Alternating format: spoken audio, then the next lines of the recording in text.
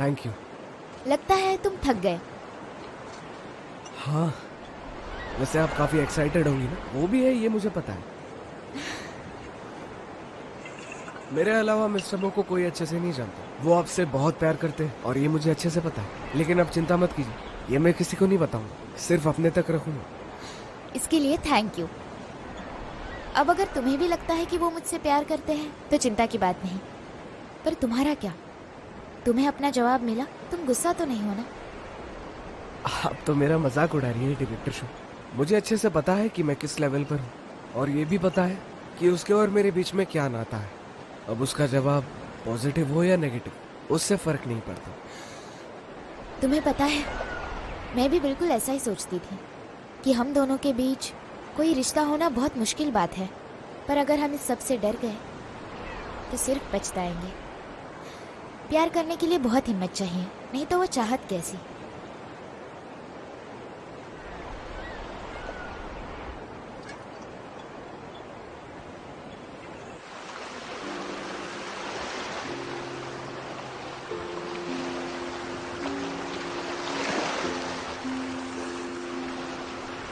तुम्हें पता है ना, हमें वापस जाने के लिए सिर्फ एक शिप बची है। पर मुझे लगता है यही रहना अच्छा है। ये जगह भी अच्छी है और हम दोनों हमारी अधूरी डेट भी यहाँ पूरी कर सकते हैं। तो डायरेक्टर शो, मेरी बिजनेस मीटिंग अभी खत्म हुई और मैं बहुत थक गया। सॉरी मैं तुम्हारे साथ नहीं था। लगता है मैंने लिंसी के साथ तुम्हें डिनर करने के लिए कहा। इस बात से तुम नाराज हो। देखो, मैं स्टॉलिंग टैक्टिक्स यूज कर रही हूँ, सच में। Stalling tactics? तो डायरेक्टर शो मुझे बता, तुम मुझे क्या समझती हो? मैं कोई चेस पीस हूँ? ये आखिरी चीज थी जो उसने तुमसे मांगी। और वैसे भी मैं तुम पर पूरा भरोसा करती हूँ, इसलिए मैंने तुम्हें जाने के लिए कहा। डायरेक्टर शो, आप बहुत अच्छी हो और आप कभी जेलस भी नहीं होती। ऐसा लगता है आप मुझे कंट्रोल कर।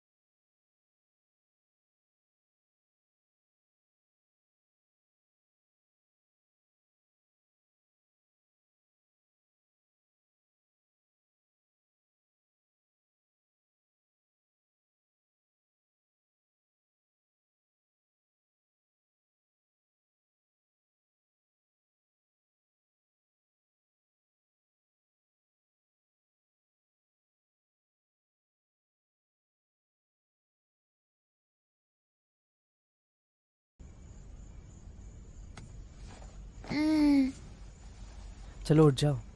और कितना सोओगी? मुझे थोड़ा और सोने दो ना। 5 बज चुके हैं, अभी मत सो। ये कुछ ज्यादा जल्दी नहीं है क्या? कल किसी ने कहा था आज सुबह उठकर हम सनराइज देखने वाले हैं। किसने कहा था? मैंने तो बिल्कुल नहीं कहा था। सबसे पहले तुम मुझे हक करो। ठीक है, आ जाओ। अब उठ भी जाओ। आह, चले।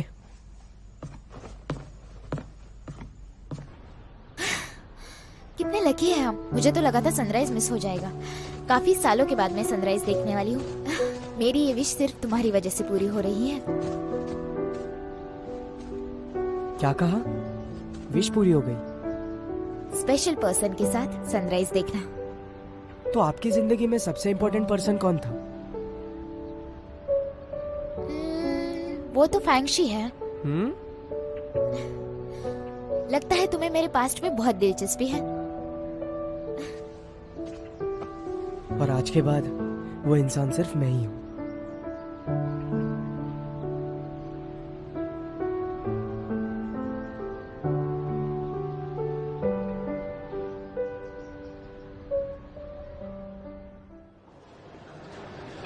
हाँ बोलिए।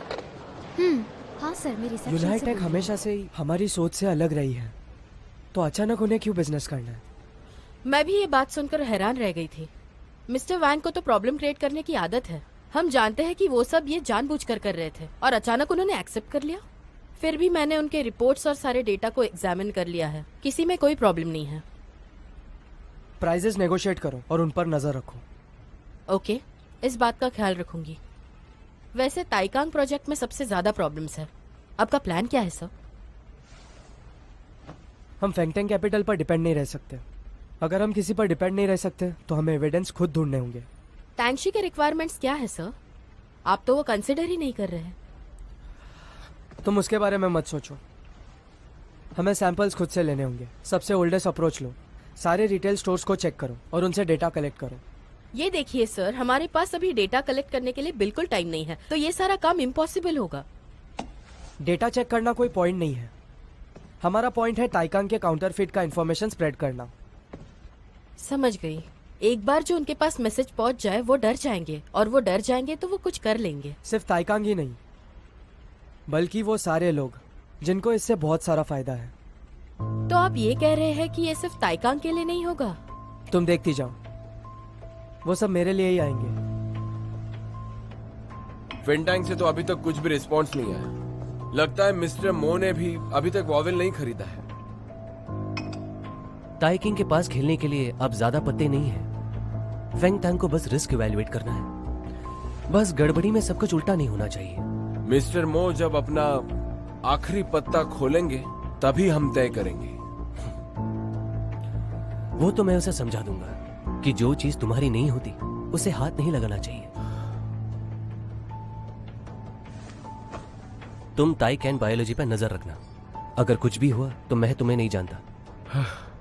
आप तो प्लान बहुत अच्छे से करते हैं और मुझे जो कुछ भी करना है वो मैं जरूर करूंगा। और वैसे भी हमें आगे भी बहुत काम करना है। ये कहना मुश्किल है। क्या पता फ्यूचर में हम ही दुश्मन हो जाए।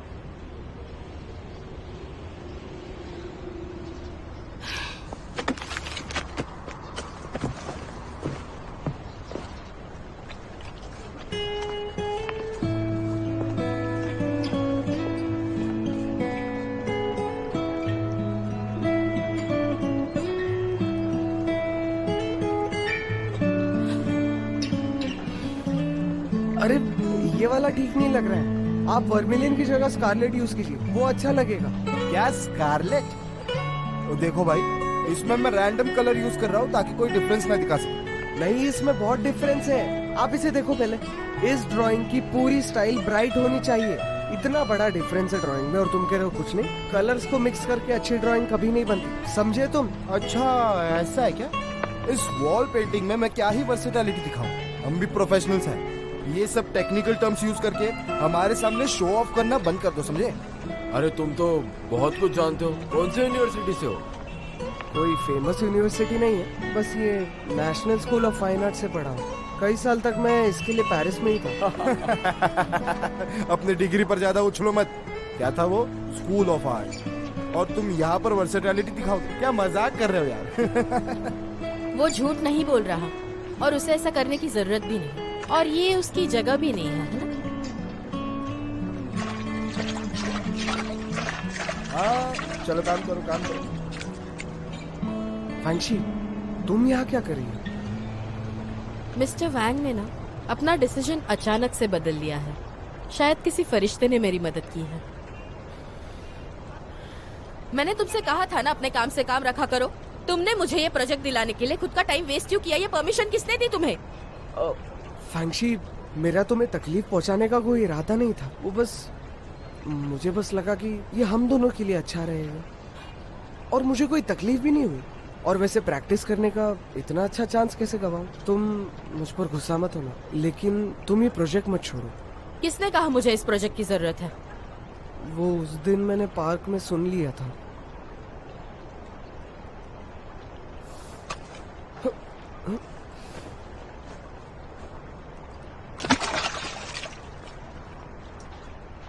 मेरे साथ चलो।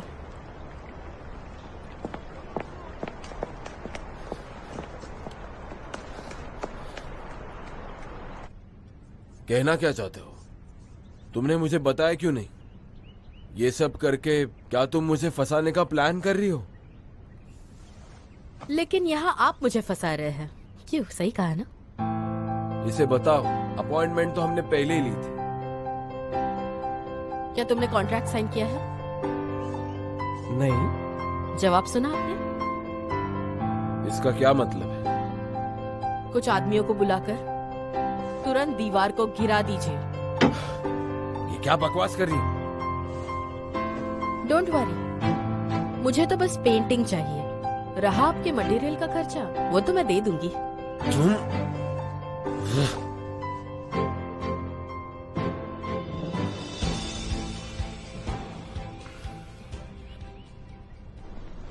फैंगशी,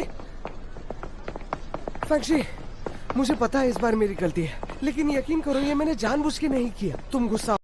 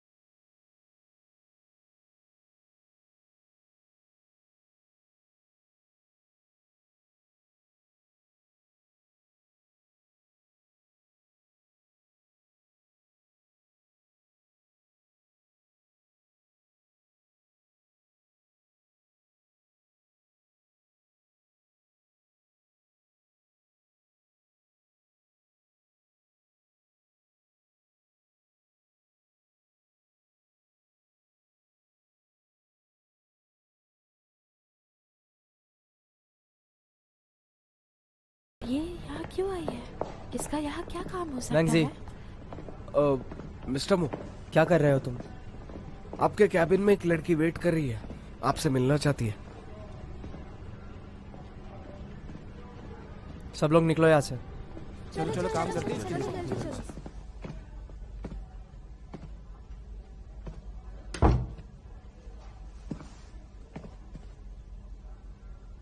मेरे मैसेज का रिप्लाई नहीं किया था, फिर मैंने सोचा यहाँ आ जाओ। तुम यहाँ बिना इनविटेशन के आई हो, जरूर कोई काम है। तो मैं यहाँ पर नहीं आ सकती?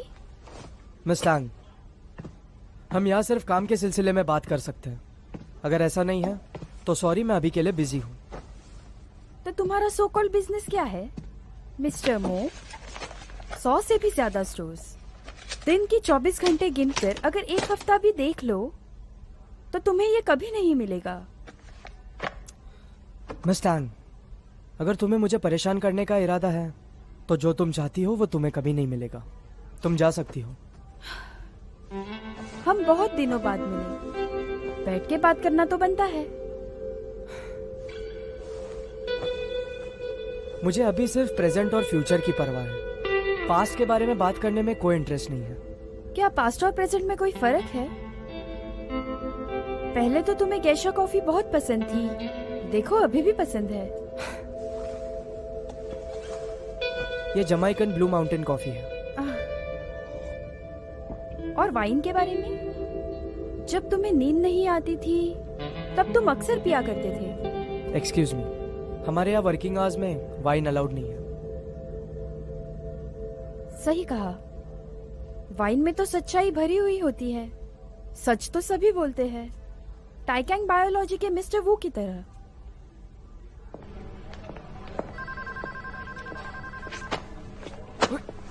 किसे घूर रहे हो? उस कैबिन में एक लड़की है मिस्टर मो के साथ, कहती है कि उसे मिस्टर मो से बिजनेस की बात करनी है। मैंने तुम्हारे लिए एक गिफ्ट लाया है। अभी के मिस्टर मो के लिए ये टाई जरूर फिट हो जाएगी। मैं इसे पहनाती हूँ। हाँ बोलो फैंग।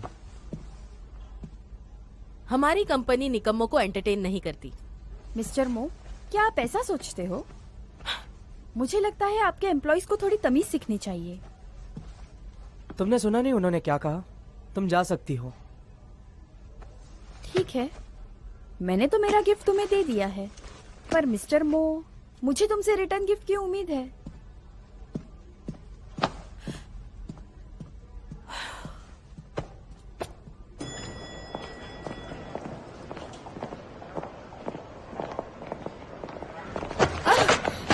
Sorry sorry. नहीं नहीं, कोई बात नहीं। तुम्हें न्यू फोल्डर को चेंज करना चाहिए।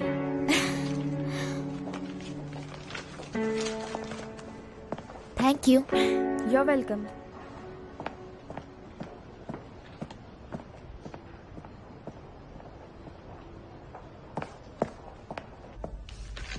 मिस्टर मो, फिलहाल हमारा वर्किंग टाइम तो नहीं है, इसलिए मैं आपसे शिंग्यू की बेस्ट फ्रेंड होने के नाते कुछ बात करना चाहती हूँ। बिल्कुल नहीं।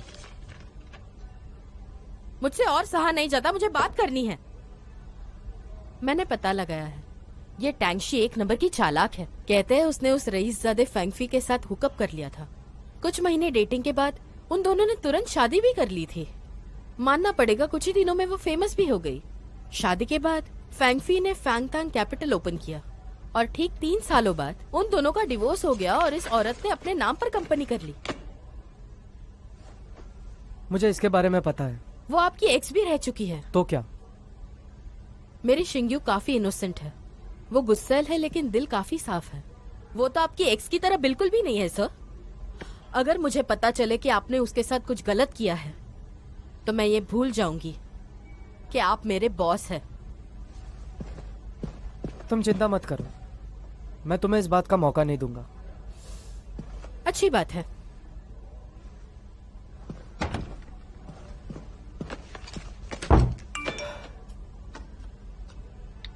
तुम्हारा काम हो गया?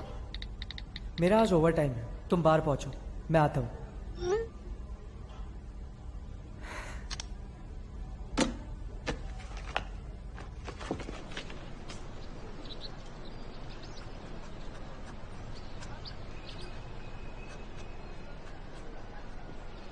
नहीं नहीं नहीं, उसका तुम पर कोई प्यार व्यार नहीं है। वो बस तुम्हारे जज्बातों के साथ खेल रही है। उसे मैं पसंद हूँ। बहुत गंदा है, मैं उस राइटर को जाकर मार दूंगा। कल उसने मुझे किस किया। हाँ, क्या फंक्शन ने तुम्हें किस किया? तो अब हम शायद डेटिंग भी शुरू करेंगे। आज मैं ना बहुत सैड फील कर रहा हूँ, क्योंकि उस कॉमिक बुक का एंड बहुत सैड हुआ। क्यों ना तुम यहाँ रुको और मेरे साथ रहो। नहीं, अब मुझे मेरी गर्लफ्रेंड के पास जाना होगा। एक किस से वो तुम्हारी गर्लफ्रेंड नहीं हो जाती? अगर होती ना तो वो तुम्हें अब तक टेक्स्ट कर देती। ये तुम्हें कैसे पता? आज हम दोनों ने डिसाइड किया है कि हम डेट पर जाएंगे। अब वो शायद तैयार हो रही होगी, मेरे लिए प्रिपेयर कर रही होगी। इसे मेरे रूम में भेज देना। चलो बाय। तुम मेरे साथ नहीं रुकोगे? लड़के के लिए दोस्ती भूल गए?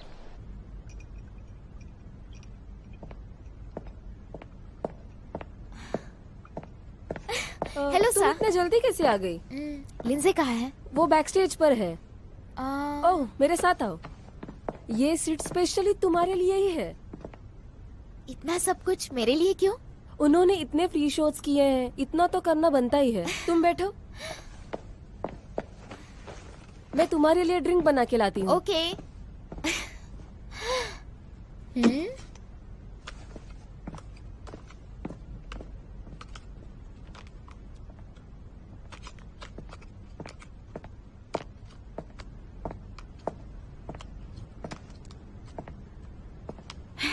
रूबिक्स के लिए एक फॉर्मूला है। आप यहाँ शो देखने आई हो? हाँ, मैं उसी का शो देखने आई हूँ जो मेरे लिए बहुत स्पेशल है। मैं भी। पर मुझे ये सॉल्व करना नहीं आता। कुछ ट्रिक है तुम्हारे पास? तो ये व्हाइट क्यूब जो होते हैं वो बॉटम में रखने होते हैं। नहीं नहीं, बिल्कुल भी नहीं। मैंने कहा ना तुम्हें। अरे एक बस दिन हुआ। की तो बात है, तुम ऐसे क्यों कर रहे हो? वाह, देखा? आपने तो ये कर दिया। ये बहुत इजी था। अरे वो सच में काम की काम बात है, कुछ नहीं होगा। हाँ?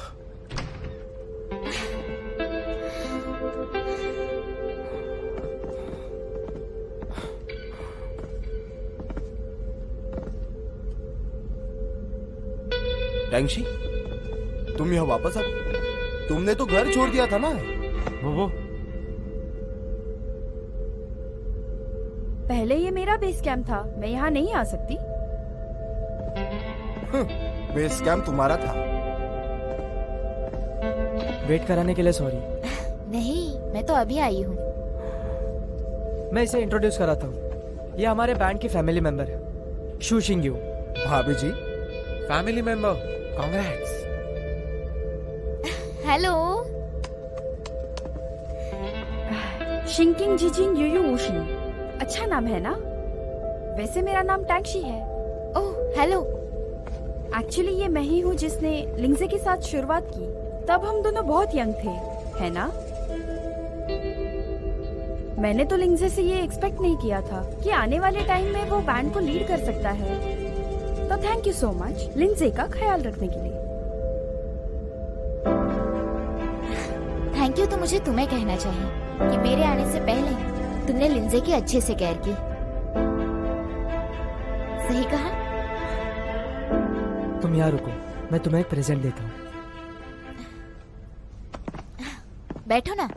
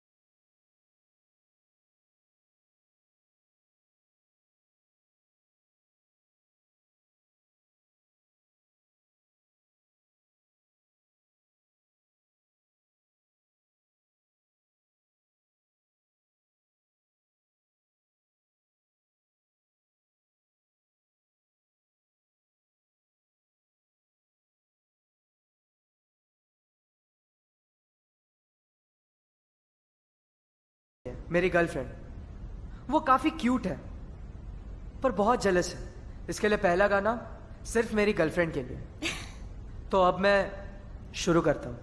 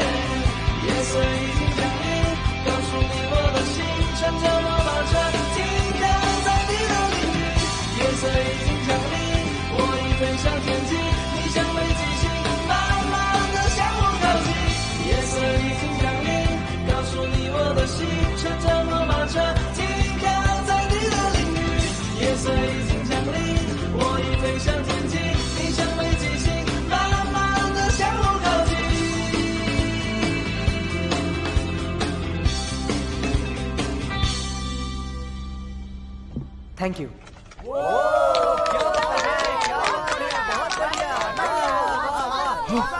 टैंक्सी है। अरे ये तो टैंक्सी है। क्या तुमने पहचाना मुझे? मैं तुम्हारे हर कॉन्सर्ट में आता था। वो नहीं क्या, वो ऐसे पोनीटेल बांध के आता हाँ, था। मैं जानती वो हूँ। तुम पहले रो में रहते थे। ओह माय गॉड, तुमने मुझे पहचान लिया। मैं ये जिंदगी भर याद रखूंगा। तुम भी मोमो के साथ गाना गाओ। हाँ टैंक्सी, क्या तुम गाना गाने वाली नहीं हो? प्लीज गाओ ना। इतने सालों से हम तुम्हें फॉलो करते आ रहे हैं। हम सभी तुम्हारे फैन हैं और रातों रात तुमने तुम्हारा बैंड बंद कर दिया। प्लीज ऐसे मत करो, हम पे एक फेवर कर दो। टैंक्सी, टैंक्सी, टैंक्सी, टैंक्सी, टैंक्सी, टैंक्सी,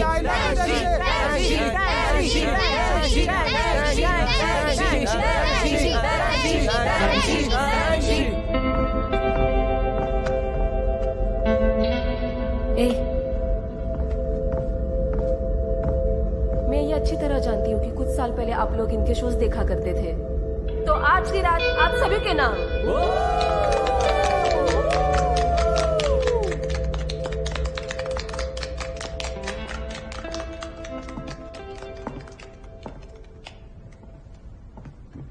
आप सभी का प्यार देख के मैं बहुत ही खुश हूँ, इसीलिए थैंक यू। आज 10 साल बाद भी आप सभी को हमारा बैंड पसंद आया।